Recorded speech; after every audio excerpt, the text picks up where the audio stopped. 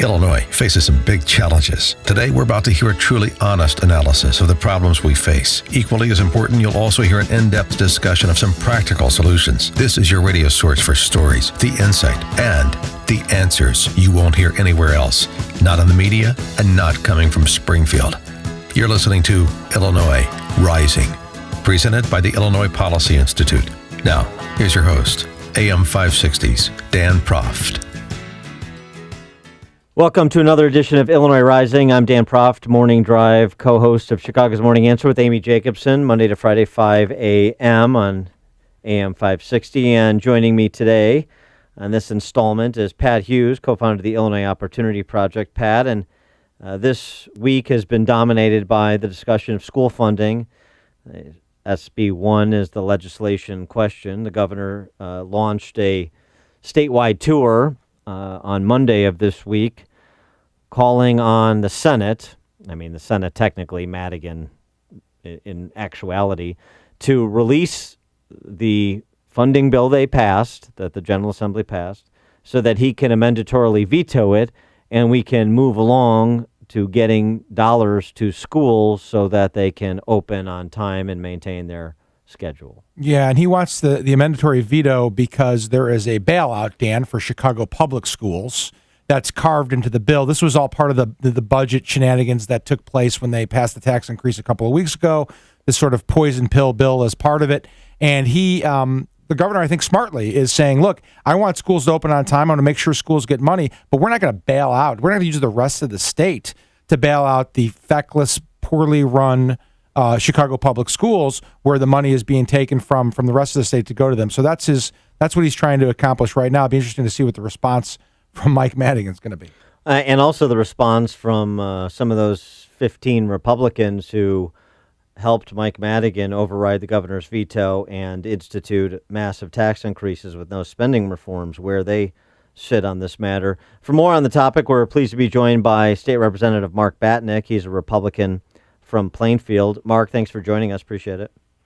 Hey, thanks for having me on. And so the governor's essential contention is, the money that Chicago wants for their pensions to continue to try and prop up all of the facets of that bankrupt system is at the expense of suburban communities like Aurora and Waukegan and Decatur. And he would rather take that money that Chicago wants to use towards keeping the lights on and push it through the general state aid formula for more state aid for suburban and exurban and downstate school districts. Is that the gist of it? Well, yeah, that's the gist of it. And I mean, I'm a firm believer in of access to quality education for all students. And the way this bill was written in the 11th hour again really doesn't do justice to the people that deserve the extra funding and need it. As you said on the intro, it's really pushes the vast majority of the money to Chicago public schools, and it's wrong in so many ways. Mark, explain to our listeners sort of how this mandatory veto process works, and what's the governor really looking for here, and what is his likelihood of getting the opportunity to do that? Well, he'll be able to mandatorily veto it once the bill is finally sent to him, which is obviously part of the game that the Democrats are playing here. They're just going to sit on it, and say, oh, if schools don't open, it's because, Governor Rauner vetoed this bill. So he'll mandatorily veto it, make some changes to the bill. The bill will then go back to the Senate and then the House, and they can choose to either do a full override, saying, no, we want the bill as is, and they need 71 votes to do that. Or I believe the mandatory veto, only needs 60 votes to get the mandatorily veto passed. But the Speaker and the Senate President have to allow that process to occur before we can take that route. What is the tone in caucus, the disposition of the caucus in general, the House Republican caucus, of which you're a part, with respect to the prospect of a move to override the governor's the governor's proposed mandatory veto that he's kind of telegraphing at this point, and specifically as it concerns those 15 Republicans I mentioned who are essentially being characterized appropriately so as Madigan Republicans right now? Well, look, I've talked to several of those Republicans, and right now they're all a no. I think they've had more time to really absorb it because we have time to look at the bill. And, I was on a radio show earlier this week. This is really, when you break it down, there's 5 or 6 ways that Chicago scammed their way to a lot more money. It's like a 5-6 layer cake scam, and they're eating this big cake, and the rest of the state is supposed to be happy with the crumbs that are going to be left on the plate for them. It's wrong. Anybody that actually looks at it and looks at all the things that Chicago did to tilt the extra money their way should not be voting for this bill. Mark, shouldn't this be a political winner for the governor and for people in down ballot races going forward? I mean, I don't think people in the rest of the state want to bail out a failed Chicago public school system. How can the Republican side of it, or people even who are, in the mindset of wanting these schools to open and get better, how are they supposed to message this? What advantage can they use over this tactic that Madigan and others are trying to pull? Man, anybody who reads the bill and sees the way the money flows and just communicates that to their constituents should understand that this is a raw deal for the rest of the state. And frankly, even the people who represent Chicago should realize that this is a raw deal for the state. This isn't the way the state or education should be run. So it's a bad bill the way it's constructed, and I expect almost all, if not every single Republican, to be a no on any full veto override. One of the things that a lot of the legislative Democrats are touting is the hold harmless provision, which, despite the tweaks to the formula, which is unknowable, thus we don't have the rule of law, but that's par for the course in Illinois. One of the things they're touting essentially is, well, here's the thing. We've got a pool of money. No school district loses. Everybody's held harmless to at least their previous fiscal year funding level.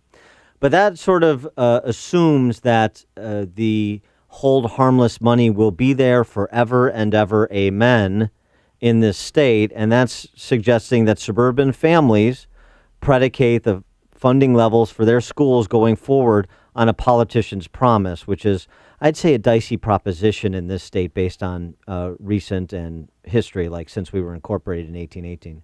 And so where's the argument to suburban families to say, understand the scam they're running on you? What this ultimately will be, if that money isn't there forever and ever, and it's not going to be, is robbing our schools, for you out in Plainfield, to continue to underwrite Chicago's failure, and then for the Democrats to sprinkle some money downstate to buy political support. Easy sell. I talked about this at the Oswego School Board meeting on Monday that I attended. Look, there's this extra money there now, so now taxes were raised. There's this so-called new pot of money. But what happens if we prorate schools again? Chicago is set at a new, much higher basis point. So if we prorate schools again, the suburban schools and the downstate schools are going to lose money versus what they're getting, on top of the fact that they're paying more in taxes now. So it's not like proration has never happened. I think this is the first fiscal year where we haven't had proration. Right, and so that's the next piece of it too, is connecting it to the property tax implications if the state, if state politicians sign off on robbing the suburbs to pay for Chicago.